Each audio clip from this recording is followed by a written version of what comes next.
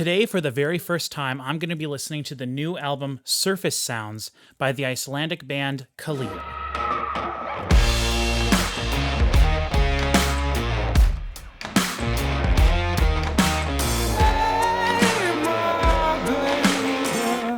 Hello everybody, and welcome to another album review / reaction here on my channel.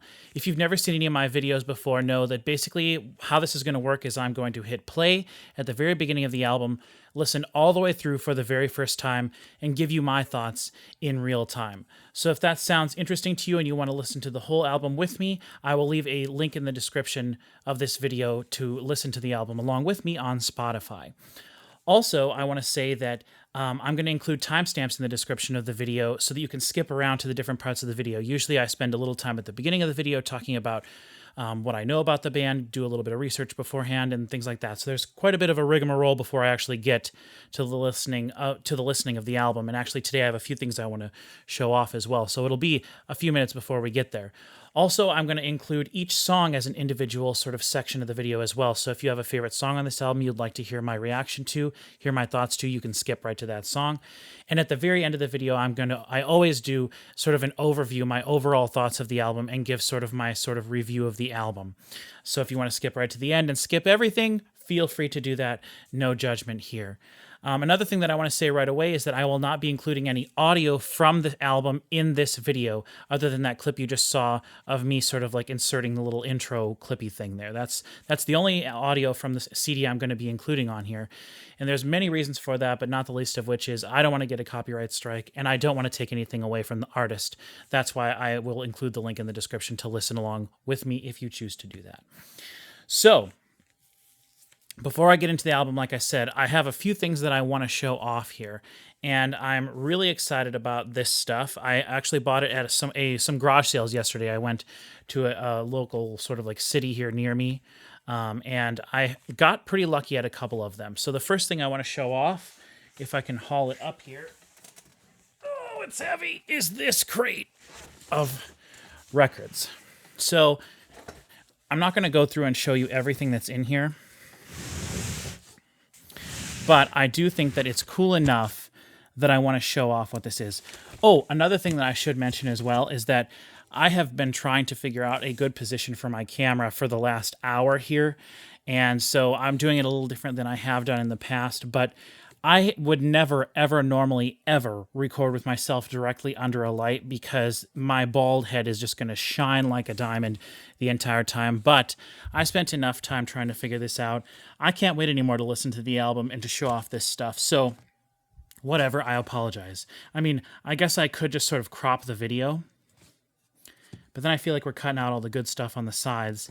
So, you know, I don't know. If it's really, really, really annoying and terrible and I'm too self-conscious about it, I could always add a hat on myself or maybe even some hair. Who knows? But I'm probably just going to ignore it. So I apologize. You're going to have to deal with the terrible lighting, but it is what it is. Anyway, back to this record box. I saw this in a woman's garage at a garage sale, like I said, and I started going through them, and I saw that right away that this was a special box of records. And I asked her how much she wanted for them, and she said $1 a record, and then she thought about it for a second and said $10 for the box. And so I thought about it for a second, and I said, would you take $5 for the whole box? She thought about it again for a little bit and said, yeah, that'd be okay. And so I told her I was really excited to go home and look through them all, which I did last night. Took every record out of here, looked at it.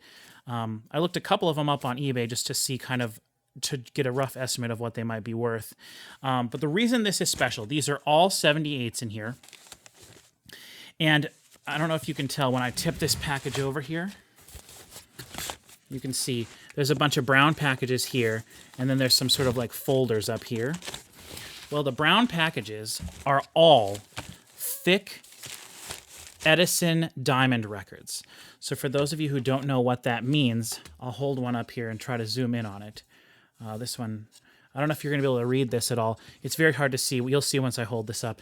This is the song Breakfast in My Bed on Sunday Morning by Harry Lander, and it says Scotch dialect song with orchestra. Oh, it was written by Harry Lander by Glenn Ellison.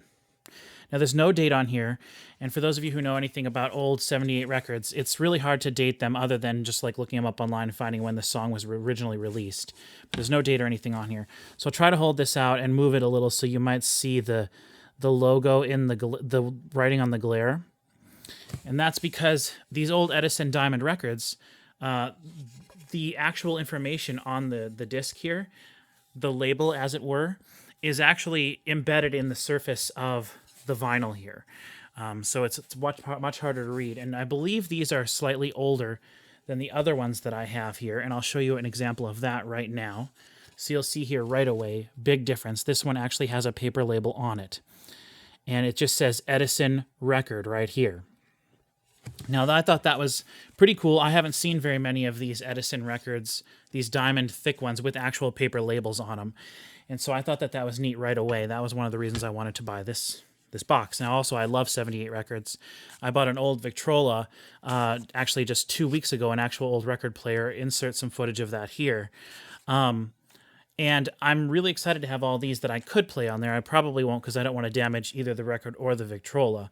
But the Victrola was just $15. I think it was a really good deal, really cool, and there were a bunch of old 78s inside of it.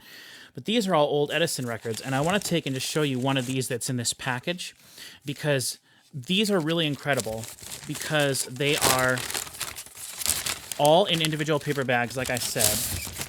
And this one... Actually, this one's interesting because the paper label on the back, it actually doesn't have a label on it. And I don't know if it just came off or what at some point. Someone scratched into here 1576-A. Interesting. But anyway, the main reason I wanted to talk about this and show this was because I found out something new yesterday. Hopefully you can see the label here. You'll notice it says Edison Recreation. Okay. Now I looked at that and I thought, oh, I wonder if these were like reissues or something that was made maybe in the 40s or the 50s. And so I looked them up online, and it turns out that I think the year was between 1921 and 1923. So we're talking 100 to 98 years ago, 98 to 100 years ago. Edison would print labels, and it said Edison Recreation on it. And what they meant was that it was a recreation of the original sound. It was sort of just another way of them saying this is a recording. And so these are not actually reprints or anything like that. These were original ones from the early 1920s. And I don't know if you can tell from looking at this. I'll move the record around a little bit, but this record and all of these in these bags are in immaculate condition. They are all in fantastic condition. They're not in perfect condition. Maybe I shouldn't have said immaculate. But they are in very, very good condition. Hold on one sec while I put it back in the bag here. But anyway, so I've got 1, 2, 3, 4, 5, 6, 7, 8, 9, 10, 11, 12, 13, 14, 15 of these awesome old big double width. I don't know if I pointed that out. The double width Edison diamond records. Very, very, very cool. Now, if you're watching this and you're like, what the heck, I'm trying to watch a video about you reacting to Kaleo, I'll get to that in a sec. Just hold on. Now, I've got these. I thought this was really cool, and I'm going to put this back down here to show you this. So what all these folders are in here. Throw these back in here. Not throw them, set them gingerly. So what these are, it says right on here, Signature Record Club. And you open this, and you will see right away, I believe these are 78s. And my uncle, who is I consider to be sort of an expert on old records, especially 78s, he told me once that the old red 78s, the bigger ones like this, they're much bigger around. Actually, it might not be a 78. It doesn't feel heavy enough to be a 78. Regardless, it doesn't matter. You can see the difference in size here. Quite a considerable difference there. Regardless, these are some really interesting records. And they're all different kinds. And one of them was like about it was like Bucky the deer or Bumpy the monkey. Bucky the monkey, something like that. And it was like a set of that. And so I just think this is really cool. I I don't think that these are worth a ton or anything, but that's not why I bought any of these. I didn't buy them because I thought that they were worth a bunch and I could resell them. I bought them because I thought that they were really cool and I got them for a really great deal. And so totally super happy about that. The other thing I bought was this sack of CDs right here. And I'm not going to go through all of them or anything like that, but there's a bunch of really good stuff in here. And for those of you who don't know me personally, which is probably everyone watching this video, you may not know that I don't really enjoy classic rock that much. There's some that I do, there's some that I don't, and I've been slowly going back through time. If you know me and know my channel here, you'll know that I absolutely cannot stand when songs fade out. It is the bane of my existence. I hate it so much. And so a lot of the music from the 60s and some from the 70s, I just can't really get into because I hate the fact that all the songs fade out. America's self-titled debut album is one of my favorite examples of that. I believe there's 11 songs on it, or 12 songs, and all of the songs but 2 fade out, and they are really annoying fade outs as well. So in regards to the Kaleo album, I'm really hoping that a lot of the songs don't fade out on there, so I don't know. But anyway, this giant stack of CDs, I was originally planning to take them out and stack them up and stuff, but I've already taken, I feel, enough time up in the beginning of this video. But there's some good stuff in here. I believe I have 3 Genesis CDs, some Van Halen, Blondie, different things like that. There's just some generic 80s stuff. There's a Paula Abdul album that I'm really excited about. I believe it's her debut album that has Straight Up Now Tell Me, Do You Really Want to Love Me Forever? Whatever that one is. And then her other famous song from the same time that had her dancing with the cartoon character. Really, really cool music video. You should go look that up. But there's that. There's a couple different things that are all... I'm super excited about this whole bag, and there's probably 35, 40 CDs in here, and I got them all for $10. With all that said, got my Kool-Aid here. My last video, someone thought I was drinking rancid milk, but I had like weird colors going on. But this is a mixture of cherry Kool-Aid and blue raspberry Kool-Aid. And so when we're talking about Kaleo, the reason that I'm so excited to listen to this album and the reason that I wanted to do a video for this is because I absolutely adore their previous album, which is called A.B. And I think that album, actually until just this morning, I thought that album was their debut album, but I found out that they actually have a self-titled album that came out in 2013, and I looked all over the internet when I found out that they had it to see if there was some place that I could either buy it, like off of Amazon, for example, on CD, just to see if it would be worth it, how much it would cost. Not listed on Amazon that I could find, and I even looked on Amazon UK, and I could not find it there either. I just was checking to see Bandcamp if it was available to download. It wasn't on there at all. I could find almost no reference to it at all. It is not on Spotify, and from what I could tell, even though I don't use it, it's not on Apple Music either. And so I don't know what the deal is. I assume it's a case where this band, who are from Iceland, they recorded this album and it was a big hit, and then they got signed by a record label in the United States or in Europe somewhere. And that's the record label that's been putting out their stuff, which I can't see on here because there's a sticker on here, so I can't tell the exact record label. Oh, it says Elektra Atlantic Records. So Atlantic Records, huge record label. Elektra might be a subdivision, European subdivision, something like that. I'm not sure.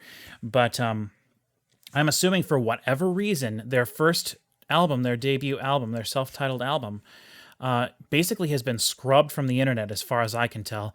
I live in the United States, and you can go on YouTube and you can search for their first album, and every one of the videos pertaining to that album is not available to listen to in my country, in the United States. It just says private video, with the exception of the last song on that album, which is a song sung in Icelandic, and I didn't write it down, and I don't have the title here in front of me, and I don't have their AB album either. Which that song is also on, but they have a music video for that song, and I believe because that song and the exact same version of that song was included on their album A.B., I think that that is still available. So you can go online right now and watch the YouTube video for their official music video for their single off of their first album. But Anyway, I'm rambling about that a little bit, but what I discovered was that there are 11 tracks on that album, 6 of which are unreleased in the United States so far that I can tell, and 5 of which are on AB. Well, one of those tracks is the intro to the album, which isn't a full song. It's only 1 minute and 10 seconds long. Anyway, what I'm saying is that was all really exciting, but their second album, AB, which has 4 songs off of their debut album on it, that album absolutely blew me away, and I need to get a copy of it on CD. I downloaded it somewhere online. They posted that it was on sale somewhere for really just like a couple bucks or something. So I downloaded it at one point back when I kind of fell in love with it and first was looking them up, and I was like, hey, this is perfect. This is on sale right now. Downloaded the files, and I burned it onto a CD, and I've listened to that CD many times. But that album is so impressive to me. It is such a cool sort of gritty blues album that's full of twists and turns. It's really awesome. The first track is this big bombastic kind of rock and blues rock song, and then there really isn't another song like that on the album. There's moments of that throughout, but then you have Way Down We Go, and that amazing song. I can't remember if it's called Way Down We Go or just Way Down. It's hard for me to remember stuff like that when I don't actually have the CD that I can look at and stuff.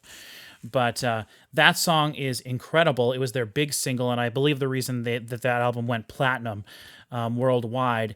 And of course, when I think of that song, I think of this super iconic moment from one of my absolute favorite movie trailers of all time, the trailer for the movie Logan, which I'm a huge X-Men fan.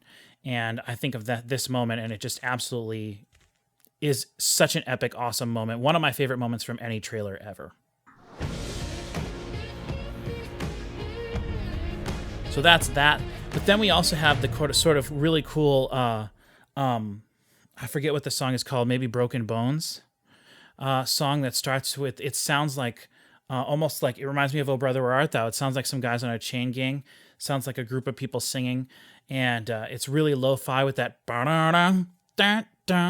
like that guitar riff that's really cool. And then it builds up and there's all the like background male vocals, deep male vocals. I love that song. That song is so cool. It feels like a really cool, almost old Americana song. I love it, love it, love it. Then we have the Icelandic song that was off their first album that was sort of a single. The whole song is sung in Icelandic, and it's on the later half of the album, and I really love that song. For those of you unfamiliar with me enough to know, I love music that is not in English, even though English is the only language that I speak.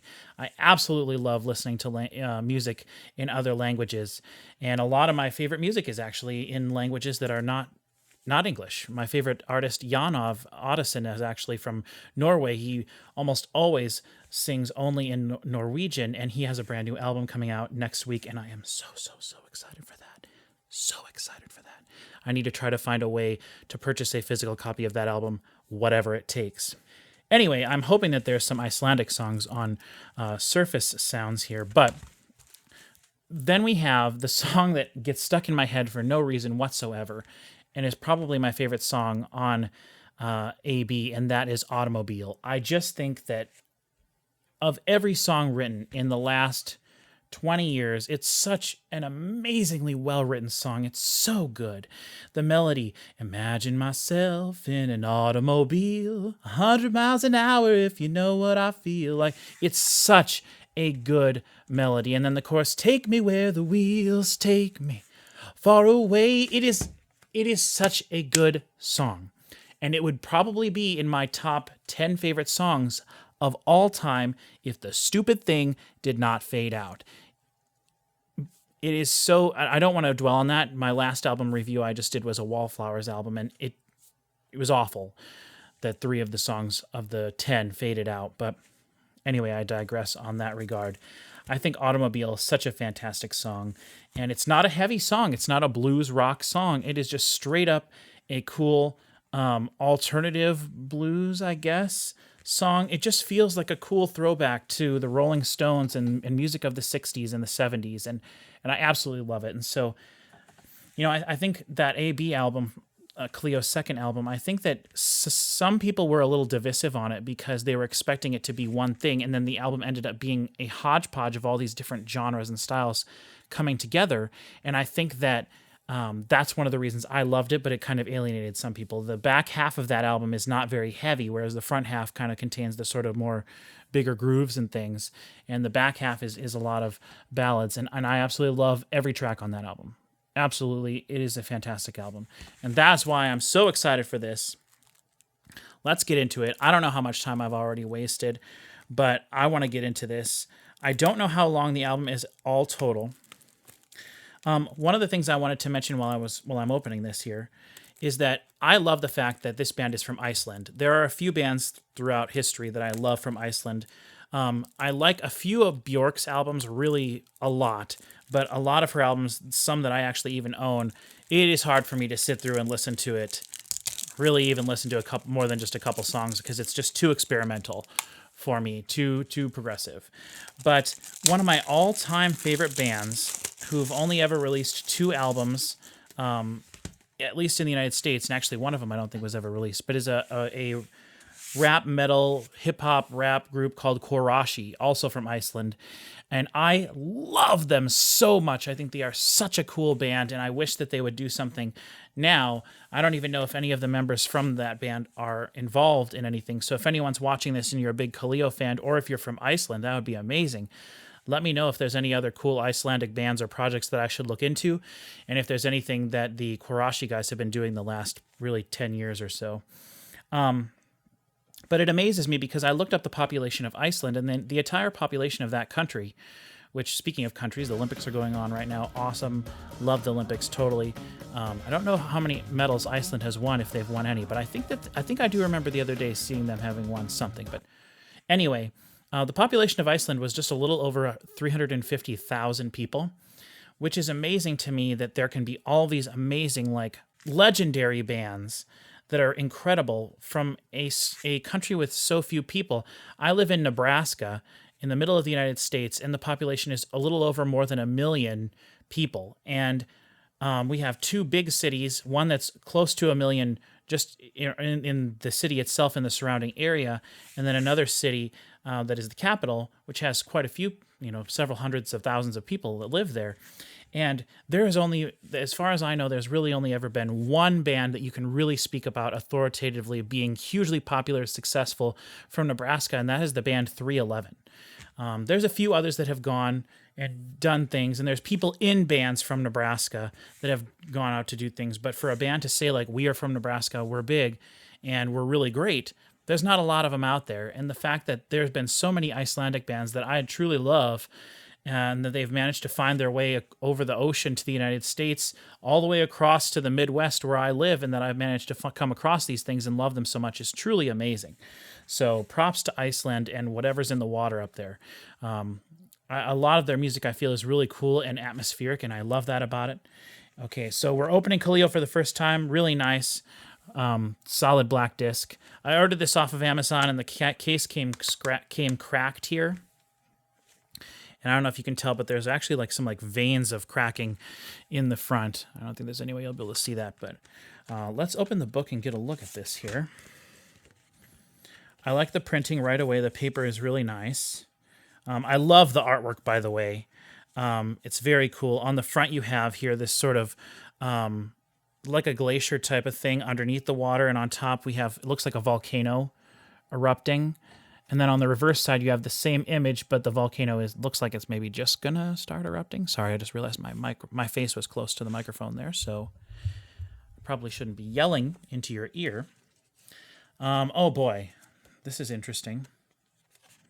Okay, so there's this picture that I've seen on their Facebook page and everywhere of, I assume, one of the guys from the band, probably the singer, JJ. Here are the members of the band. We have JJ Julius Son, vocals, guitar, piano, and organ. Robin Pollock, guitar and vocals. Daniel Christiansen, bass. David Antonsen, drums, percussion, and vocals. And then we have, I apologize, Thorleifur Davidson, harmonica, percussion, and steel guitar. Harmonica, baby. Give me some harmonica. Give me some steel guitar. Mastered by Ted Jensen at Sterling Sound. A lot of albums have been... Actually, the last album I just listened to, the Wallflowers album, may have been mastered by the same guy. That would be interesting. Thank you to everyone who contributed to Surface Sounds. It was truly a labor of love, and it was an honor working with all of you. That's awesome.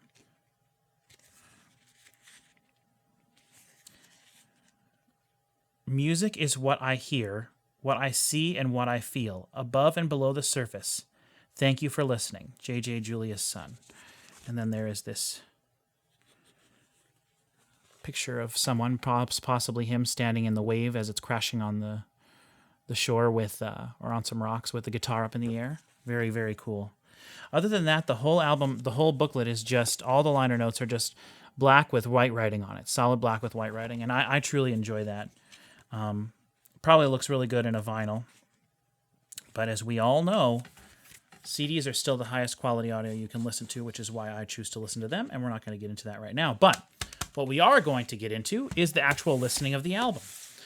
So I have my headphones here, and I recently bought a cable that helped fix my connection issues with my headphones. Not that anybody cares, but that's why I have a little extension here. Hopefully that would allow me to listen a little bit more consistently. All right, Kaleo, Surface Sounds, 2021. Hitting play. I'm so excited for this.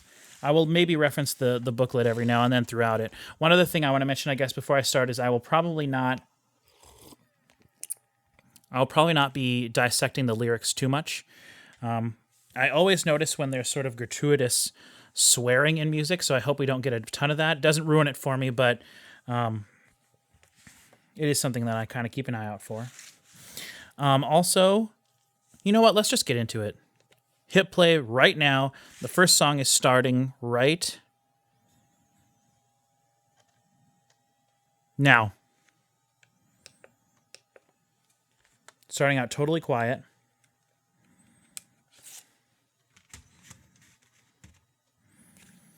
It's a little interesting that the back of the album does not have the song titles on it. But, uh-oh.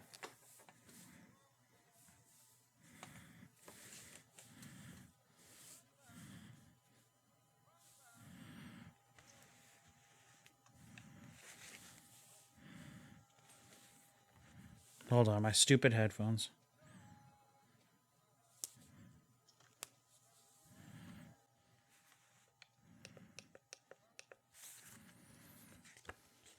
Okay, so we just got his vocals, a lot of reverb on it, cavernous sounding.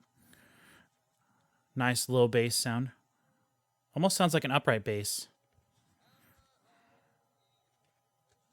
And his vocals that sound just like they did on the AB. He has a very pronounced way of singing. He enunciates everything in a very interesting way, and I don't know if that comes from having an Icelandic what do they call it? Accent when he's speaking English. But it's very soulful sounding, in my opinion. Oh boy, massive. Okay, so I don't know if that's a guitar, but we have some sort of like almost like a scratchy sounding, some distorted element in the back there. The drums very big, toms, the snare right nice and close in the middle. This is very atmospheric, and I love this. Then we got an acoustic guitar in the middle, but it's very small sounding. It's a very tiny sounding acoustic guitar.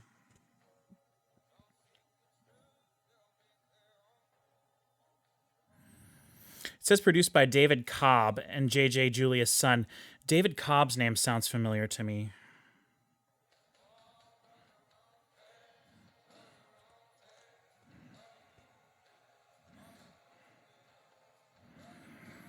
Interesting.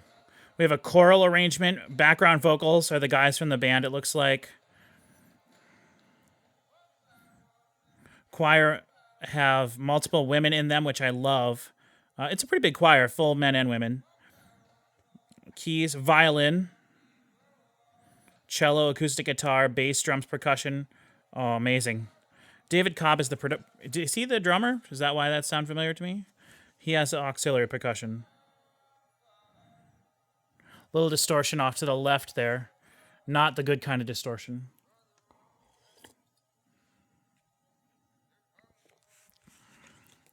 I wonder if this song's going to get big here.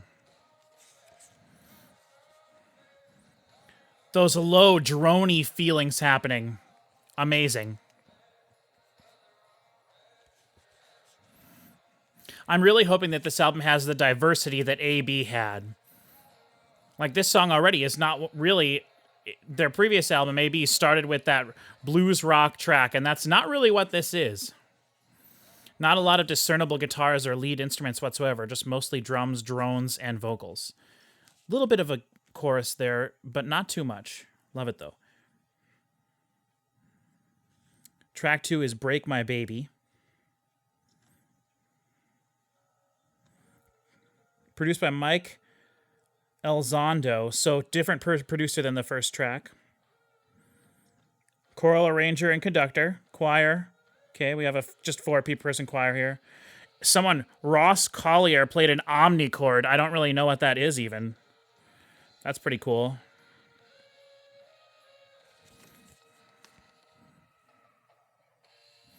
Oh, yeah. Oh, yes. Oh. We have achieved victory. Oh, boy. Oh, those guitars, heavy, but not enormously so. Just doing a one-string melody, not power chords. What was that little... It almost sounded like a glass breaking there. We have some claps, giant drums.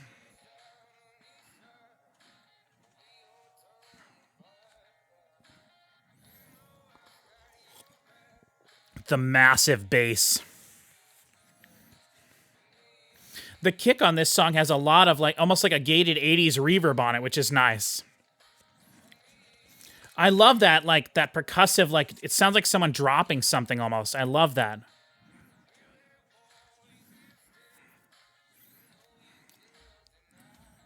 Then we have a strummed electric guitar on the left. Sort of the driving force of the song other than the rhythm.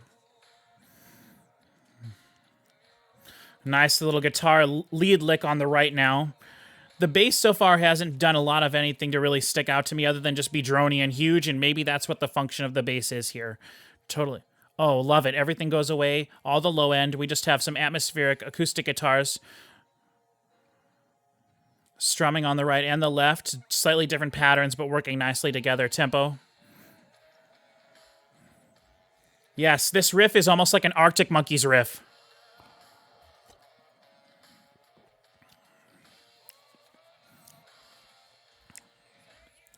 Yes. He just has such a way, the way that his diction works, with the way he speaks his words. I am not a vocal expert whatsoever.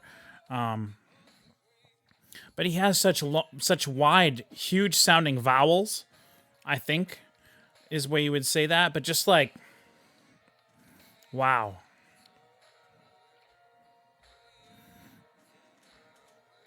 Woo, woo, woo. Love it.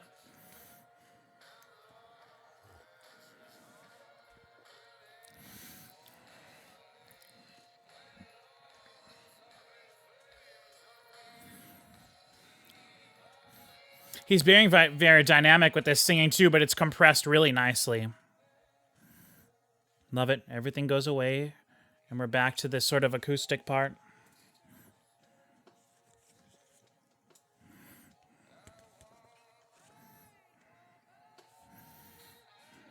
Oh, yes, give me a guitar solo. Recorded in stereo, harmonized. Higher part on the left, lower part on the right. Okay.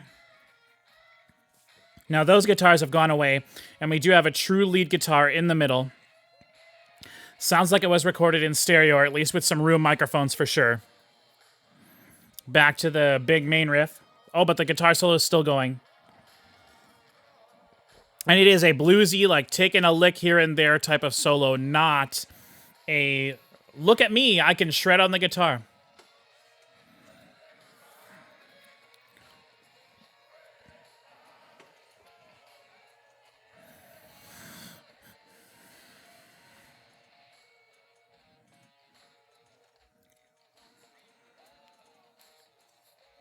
I love that sort of fuzzy sounding guitar.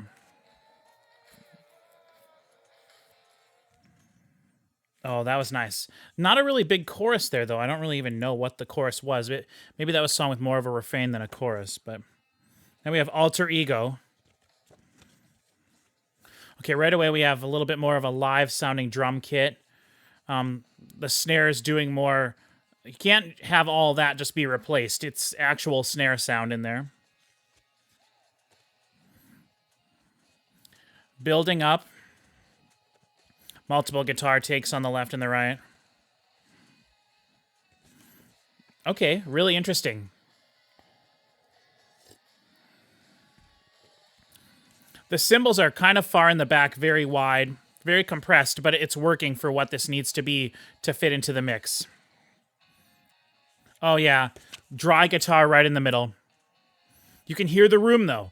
You can hear the room in a lot of the tracks, and that's what gives it the dirty feeling a lot of the time.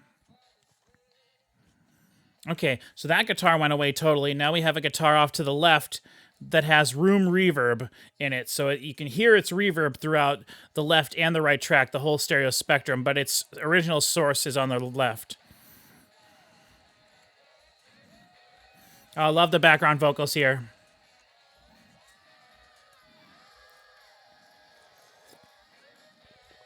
And JJ doing some screaming, doing something way different than I've ever heard him do before. At least that I remember.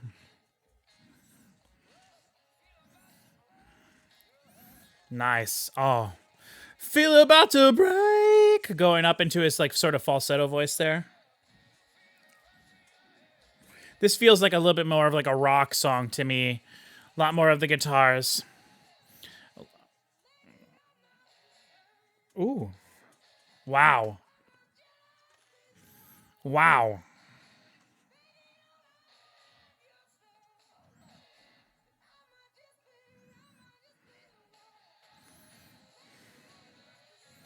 Wow.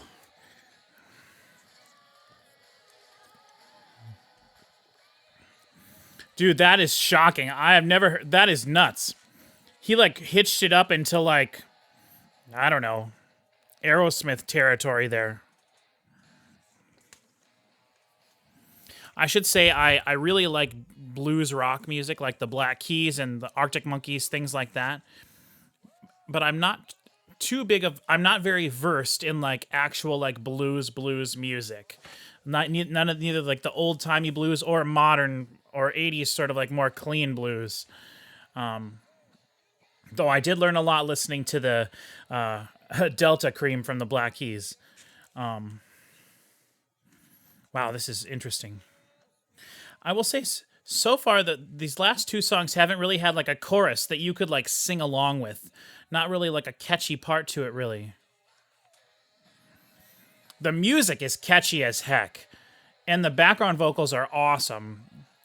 I think background vocals are such an underappreciated element to all of music. Great backing vocals can take a song and raise it from good to great. Okay, we have a lead guitar off on the left side here. The guitar on the right's doing some lead stuff too, but it's much more refined, or much more kept down. I love all the vocal riffing he's doing. Hitching it up to that. Wow! And I love all the woos and stuff. It almost sounds like a different person doing it. And maybe it is.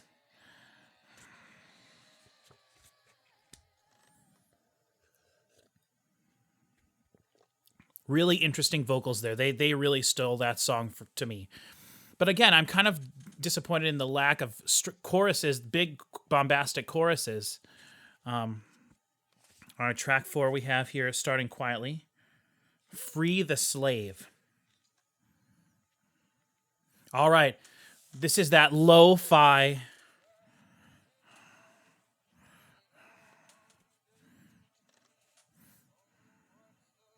Very quiet sounding so far. The volume of the vocals much down lower. This is a very dynamic album, meaning that it explodes. And there's a lot of elements to it that are very, very compressed, but they're compressed for the sake of it being an effect on the track. The whole song, as a whole, the album so far doesn't feel over compressed. In fact, it feels maybe even almost a little overly dynamic. This song so far started so quiet, I feel like almost most people would turn their radio up there that they're listening. And I'm assuming it's going to get bigger here, but it's building now nicely. Guitar in the middle, dry. Guitar on the far left, totally reverbed out, adding some atmosphere. I hear some background vocals, I think, on the sort of the right side, spread out. A lot of reverb. Very wet sounds in the back, which contrasts with the sort of dirty sounding. There we go. Right in the middle, the guitar is still going. It's doing some chords before. Now it's got a lead lick going on.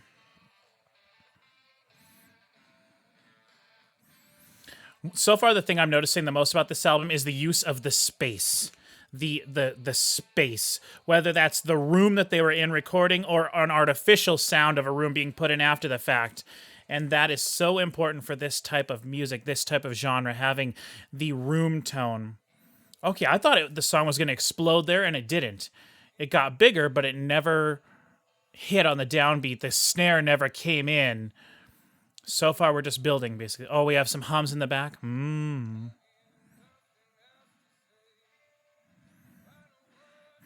that guitar track's been right in the center, pretty dry. Crunchy sounding. Okay, now there's a guitar on the left. I like the fact that they're taking liberty with the guitars. They're not afraid to throw a track over here, a track over here, to have everything balanced.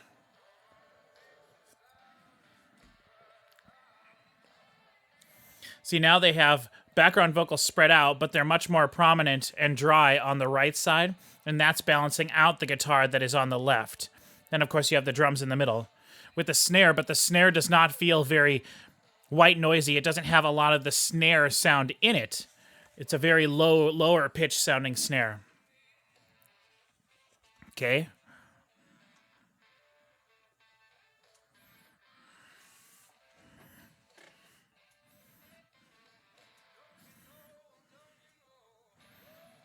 Okay.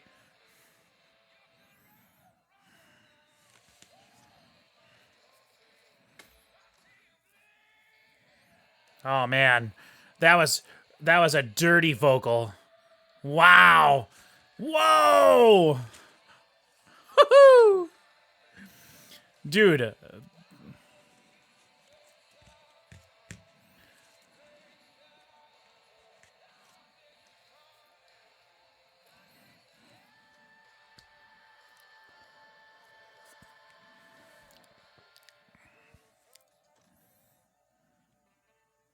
Man, such restraint with these songs. You feel like it's building and building, and then it should just crashes and snare and kick and just everyone crunchy, and it gets big and big background vocals and shouts and everything, and it just doesn't get there. It doesn't get there.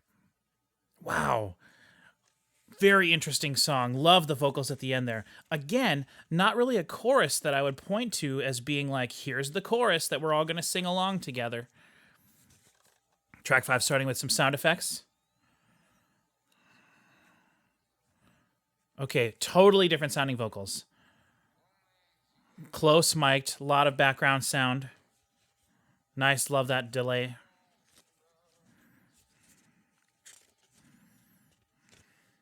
This is track 5, Skinny.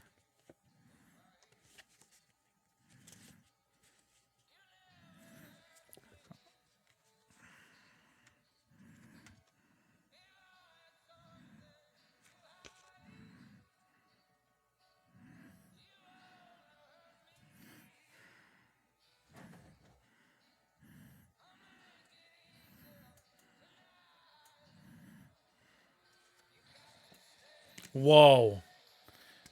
There we go. This song sounds acoustically totally different. Totally different from the rest of the album thus far. Heavy, thick guitar on the left, heavy, thick guitar on the right, so it feels like a big, thick stereo wall of image. or a big thick image. And his guitar, the vocals sounds like it was recorded possibly with a different microphone, or at least maybe they had two microphones and they're going to fade from that intro one, the much more intimate sounding one, this one.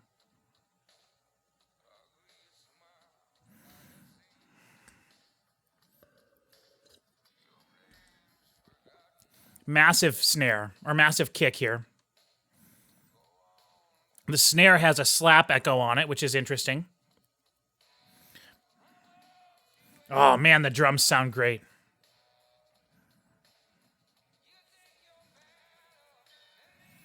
The guitars are dry and they're spread massively wide left and right.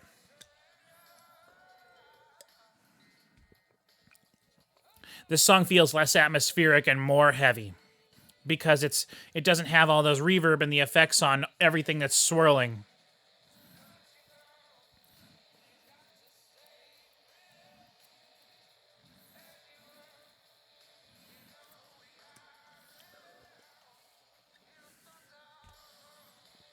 Two swear words in this song.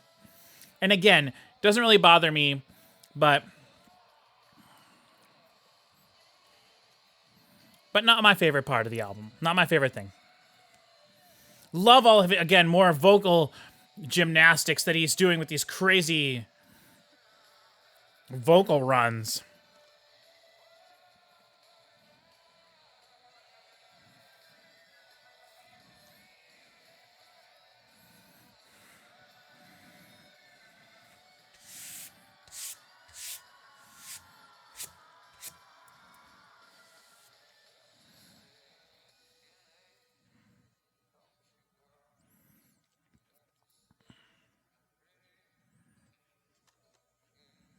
Nice.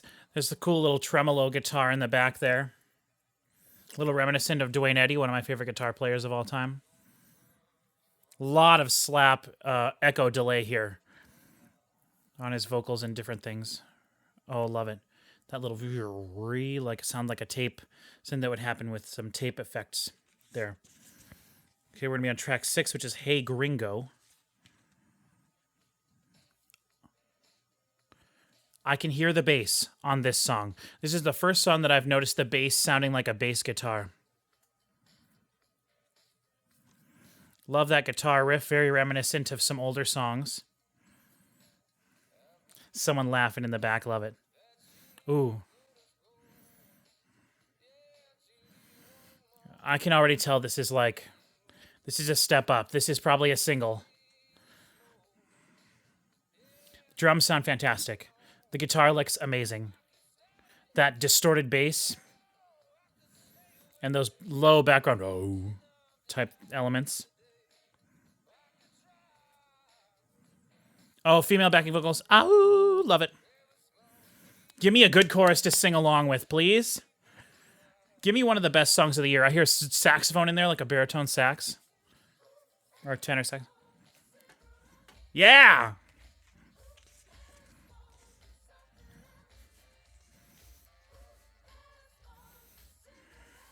Is that JJ singing with his falsetto? I think so. Instead of doing his home and round, he's doing "There's no that." Really interesting, different. Oh, love it. Sorry, I won't sing, I promise. Oh boy. Oh.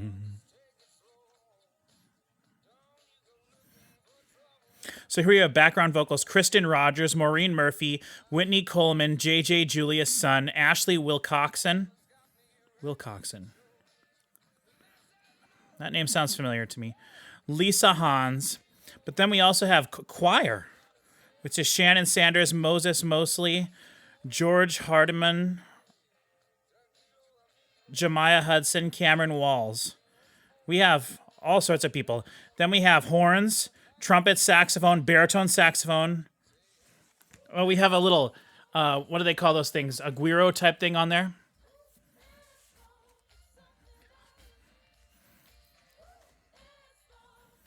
And that sort of funky guitar on the right, that bump, bump, bump, And on the left, the dun dun dun dun dun dun. Almost getting into like a little bit of a Michael Jackson-y feel. And the drums just sounding great right in the middle, the way they should. Tambourine going almost the whole time here, too. Yeah, I think I have a tambourine around here.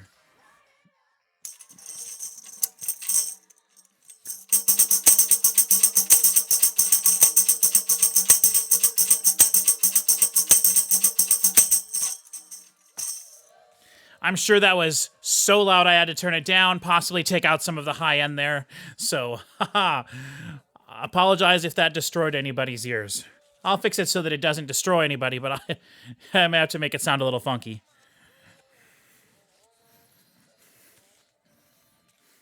Give me a guitar solo, then go back to the chorus one more time, please. Make a fantastic song.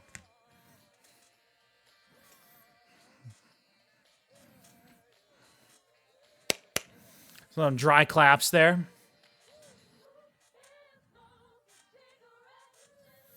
All the high end gone totally. Fade it in.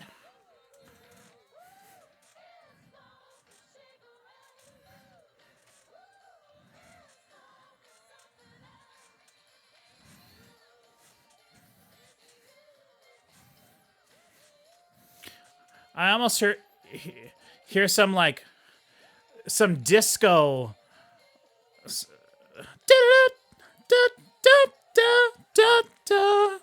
Wow, some violin stabs. Don't fade out though. That bass line, boom, boom, boom, boom, boom, boom, boom, boom, boom, boom, boom, boom, boom, boom, boom, boom, and it's fading out. You're a jerk. Terrible decision. Never acceptable to fade a song out ever under any circumstances. Ever. It is lazy writing. I'm not going to go see you live to perform the song live so that I can hear the way you actually want to end the song. Please end the song while you're recording the album. Don't fade it out. It's not a cool thing. It's not a throwback. They did it because they were limited on how much room they could fit on a 45 record back in the day. Do not fade a song out. Don't fade a song out. Don't fade a song out. All right, now we have an acoustic guitar song. My Fair Lady, okay. We're back to that sort of intimate sounding microphone. I believe it sounds like a totally different microphone to me than the previous song that JJ is singing into. His voice sounds significantly louder and more all-encompassing, but that's because it's a different type of a song. So it should be mixed a little differently.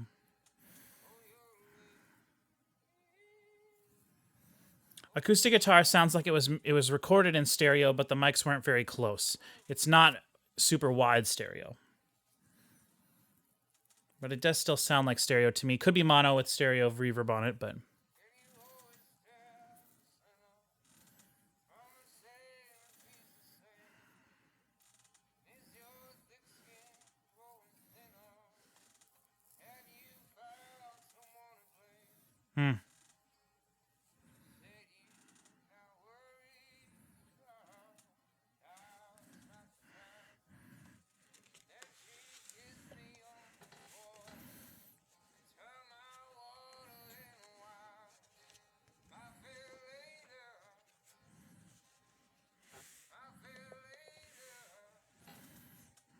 It's track 7, My Fair Lady.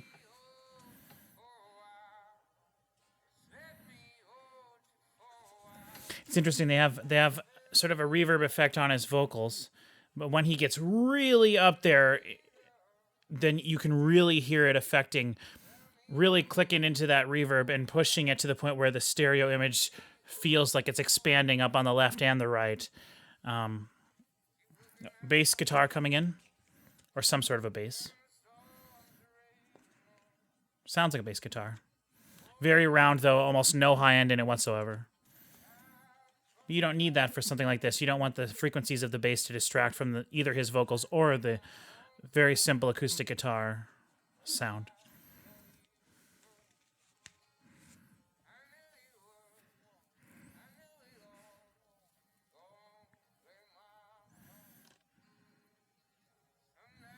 Oh, drums. We had one of those long cymbals where you hit and it just rings forever on the far left of the kit. Orwell? I think that this cable actually reverses, so that might have been on the far right. If it's possible that everything I've been saying this whole video has been flipped to the stereo image. I noticed that the other day. I think that this extra extension cable that I plugged into my headphones here reverses the stereo image. So it's possible that this whole time I've been flipped around. So, boy, that's something I'm going to be self-conscious of now.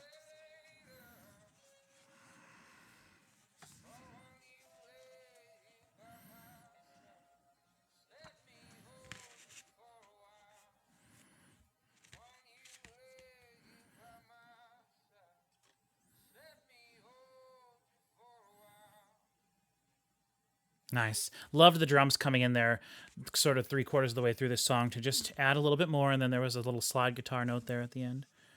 So now we're on track 8. I Want More. Here's some whistle. That's nice. They did whistling in Automobile, so it's kind of cool that they're continuing with the whistling thing. This is just the intro of the song, though. More acoustic guitar right in the middle. I wonder if this album is going to kind of follow the same structure of A.B., where it's the second half of the album is a lot more tame, a lot more subtle. Love that acoustic guitar. There's some high frequencies in there for sure.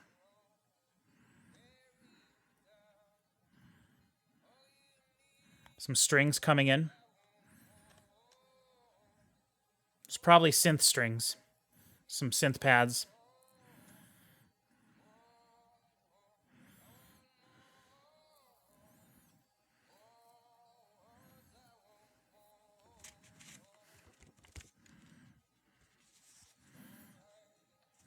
Huge, massive kick.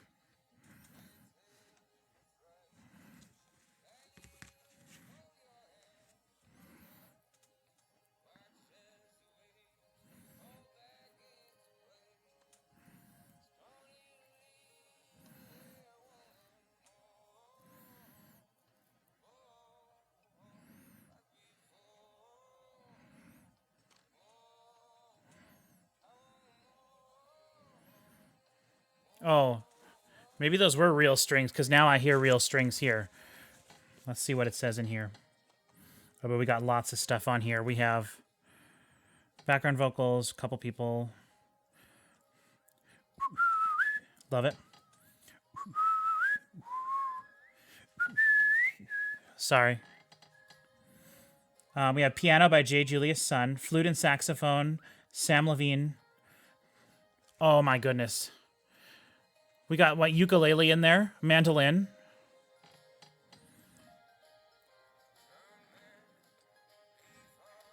We have violin by a couple different people, whole group of them. Viola by 2 people, cello.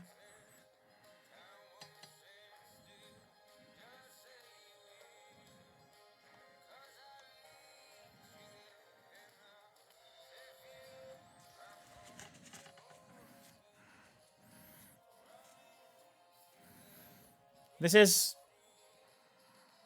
probably my favorite song on the album so far. I love this.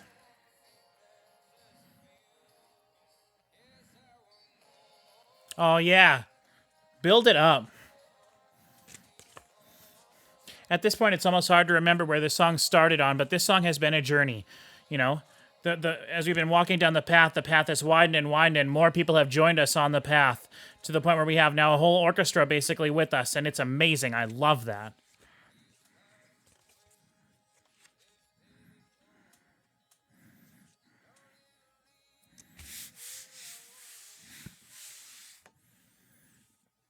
Nice. Oh, that's great. Track 9, Backbone. Oh, man. We only have 3 songs left. Backbone starting with acoustic guitar in the middle again. Really anxious to see if the next 2 songs are also like that. But if they are, I'm cool with it. I don't mind it that the first half is the energy half, and the back half would be the...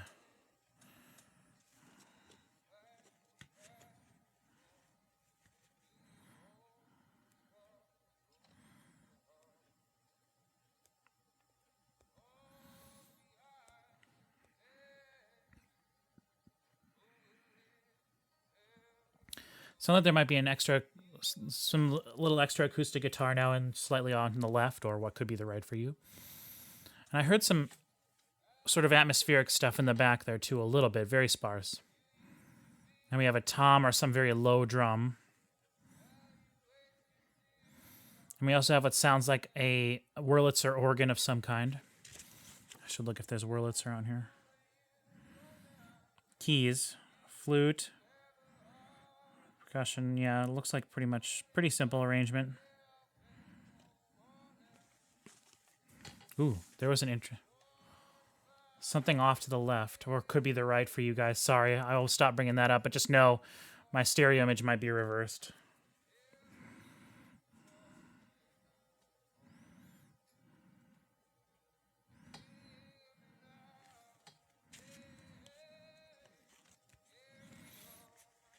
Not sure what that sound is. It could be a guitar where you pluck the note and then you turn the knob on the guitar up and down to like get the sound to fade in and fade out.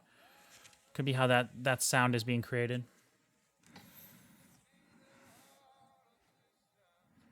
Now we have the Wurlitzers off to the right side for me, balancing off what's happening on the left, which is more of a droney sound. Also, we have the tambourine back in the middle.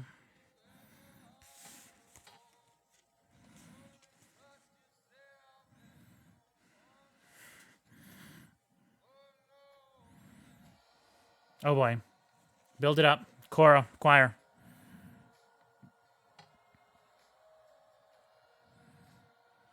Interestingly, this song doesn't have the choir. It just has background vocals. J.J. Julia's son, David Antonson, Kristen Rogers, Maureen Murphy, Whitney Coleman. Nice. Those female vocals really standing out here. Very nice. Nice plodding feel to this song. Everything goes away. Some little acoustic guitar on the right side here. Ooh. Yeah.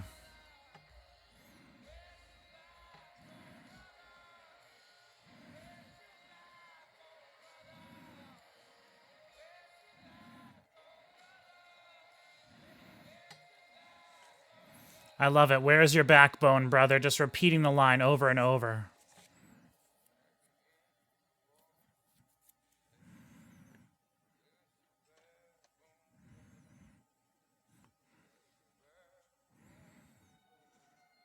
Nice.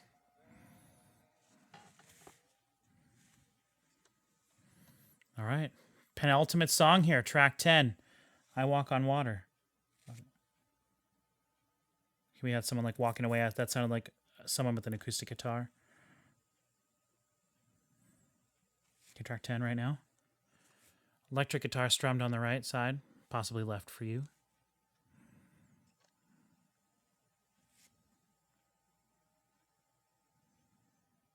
Okay, the reverb coming up now on the left.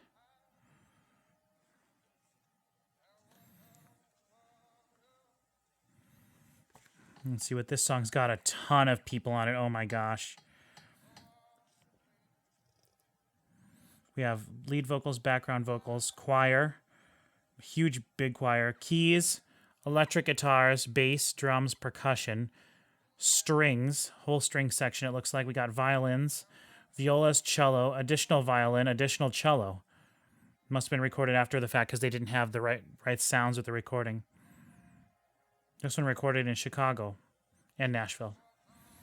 In that case, it might be some of the strings and different instruments that aren't in the band were recorded somewhere, and then I believe most of the rest of the album was recorded in Tennessee, so Nashville. Not a lot of lyrics in this song, so I'm guessing this is going to be one to just feel and build up.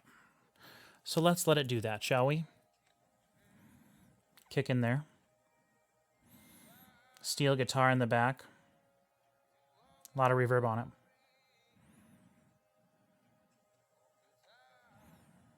And that strumming guitar has been there the whole time. It's been the constant. We have an overdub vocal coming in.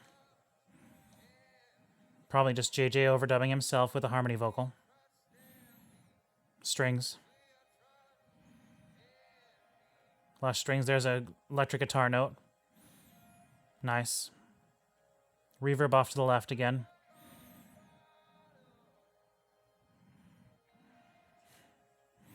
Those guitar notes there remind me of Modest Mouse. Oh boy.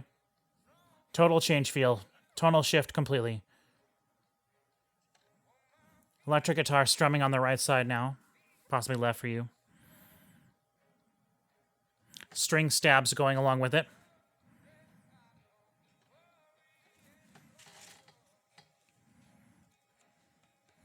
More electric guitar strumming on the left, very subtle.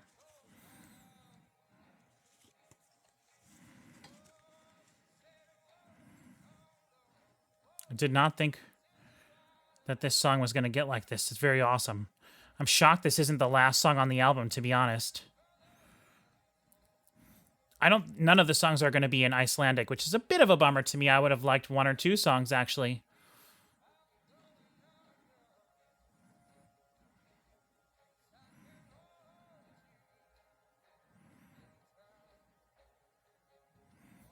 Just building with those strings now. Back to the lush, less stabby.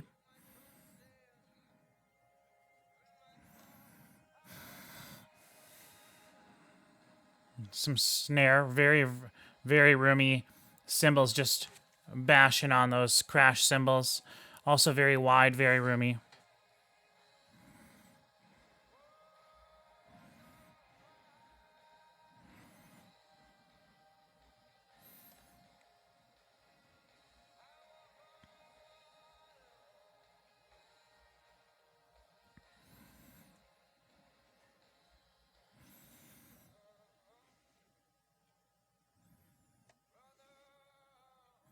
He references brother a lot, which to me makes it feel more old-timey. I feel like that's something that was much more common. Now, I don't know if he has brothers and he's being literal. Probably not. I'm assuming he's saying brother in terms of the general, all of us. Oh boy, now we have background vocals coming in. Oh man, amazing. This is a special album. This is what I wanted it to be, minus a little bit of the structuring. I wish there was a little bit more, let's all sing the chorus together moments, but that's cool. That's not what this is, and I can appreciate it for being what it is. This is amazing, though. This is like a gospel choir feel to it. There we go. The bass, just this enormous, giant sub thing. Everything is getting turned down a little bit so that the vocals can really be the focal point. The background vocals here, they're huge and massive, cavernous reverb on them.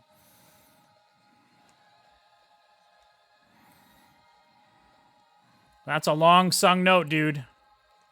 Oh!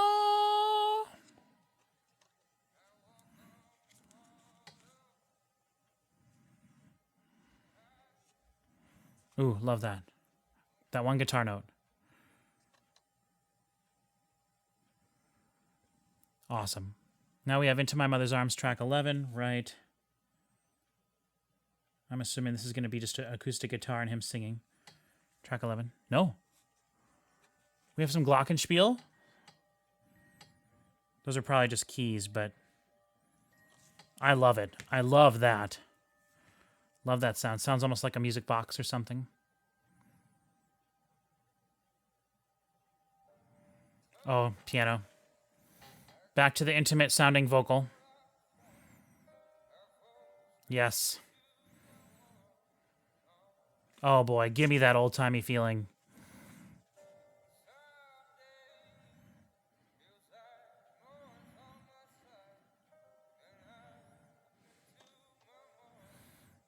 Dude, what great lyrics. What great rhythm.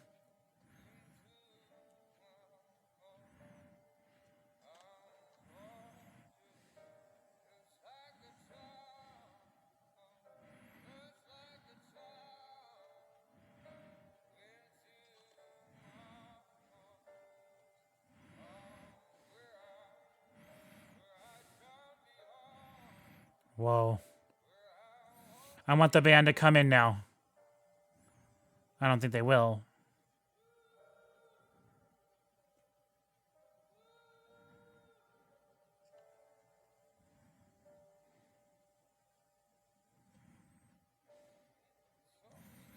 Cello.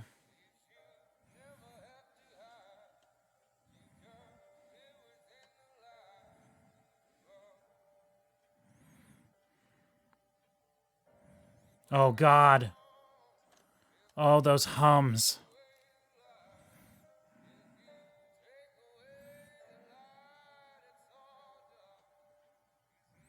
Oh, I love hums.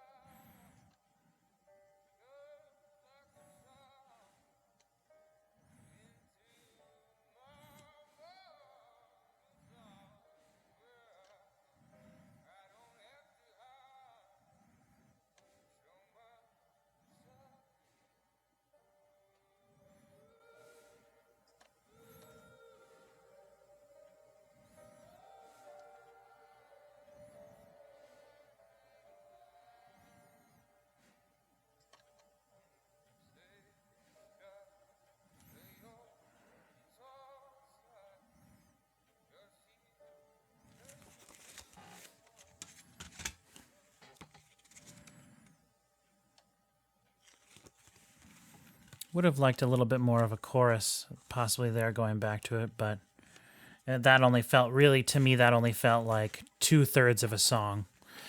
But unfortunately, that kind of seems to be the way that music is trending nowadays. It just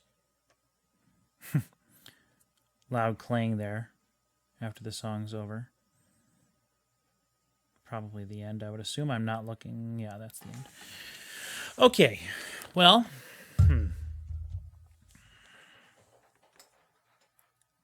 my initial impression is that I really did like that album.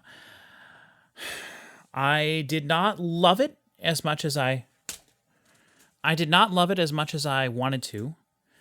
I think that it will take me more listens of this to fully appreciate it. I think that there was a lot here for me to love. And the only thing that I would really complain about the whole album is a couple of the songs felt like there was structurally, I would have maybe liked to have had a few parts that repeated more. That's kind of what I mean when I keep saying that I wish that there was a few more choruses that were like, let's all sing along together with the chorus. Now, that doesn't mean that every song has to be like singy and that every song has to be catchy in order for me to really enjoy it or to get into it. But I like to have the repeating parts of songs. I've talked on my channel many other videos here during my other reviews of how I'm a stickler for structuring. I like the classical verse, chorus, bridge, chorus, outro structure. That's my preferred structure for songs. I love that structure. But I can appreciate and understand that people want to do different things. And nowadays with TikTok and a lot of other things, bands are writing shorter songs. I just yesterday, in fact, I was looking at the new Atreyu album that came out this year, metal band Atreyu. They only have 2 songs that are above 3 minutes of I think the 13 tracks that are on the album. Only 2 tracks are above 3 minutes, and one of them is 3:01 and one of them is 3:03. So literally every song is 3 minutes or under by even a significant margin. Some of them were like 2 minutes, 10 seconds long. And they felt like full songs. Well, they didn't. They felt like 3/4 of a song. Basically, what it seemed like they were doing, I didn't listen to the whole album, but basically what it seemed like they were doing was verse, chorus, done, basically. So we'll see how structuring of music changes from here on out. But with the first few songs on this album, I felt like there was verses, and there really wasn't ever a chorus that grabbed me. I feel like the music, kind of like the Gorillaz, some of the Gorillaz' bigger songs, it felt like a refrain. Like there was a cool musical, like guitar riff or a cool feeling part of the song with the music.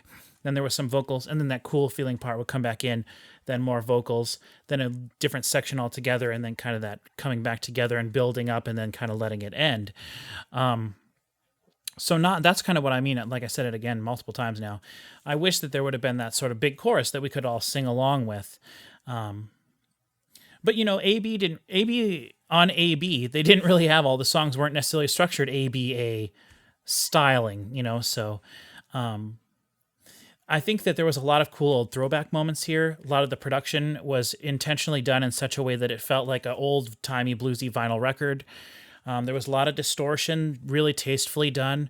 I think there were two moments on the album where I heard some distortion stuff where it sounded like the actual like distortion was, it wasn't being used for an effect. There was actual like distortion on the track that the distortion was on. So like if you have distortion on a vocal and the person singing it sounds great, and then they get a little bit more intense than you were thinking, the distortion becomes actual like clipping distortion. And that's what I heard twice on the album, which isn't that bad. And it was done in such a way that I could tell it was on a track and not the song as a whole. When it's on a song as a whole, that's an absolute no-no. And usually that comes down to mastering. I think the mastering on this album was done great because you had a lot of different sections of songs and then a lot of songs themselves that were very different from each other. So you had to find ways to bring all that together to make it sound like it's somewhat of the same volume. I mentioned on one of the tracks, it started very quiet to the point where I almost wanted to turn it up. And then when we got to, or it's the end of the album, when we got to that first song that was more acoustic guitar and vocals, I almost wanted to turn it down because it sounded a little loud to me because his voice was so encompassing. It was the most enormous thing happening. Whereas on the first half of the album, the most enormous thing happening was the band and not necessarily just his vocals. But this is a special band. I cannot wait to see what they do from here. But I don't want to discredit this album, obviously. But like, it'll be interesting to see how far they can go and if they get the recognition they deserve. I believe they were nominated for a Grammy for maybe their live performance of one of the songs off of AB. So like, the music industry knows these guys are obviously huge.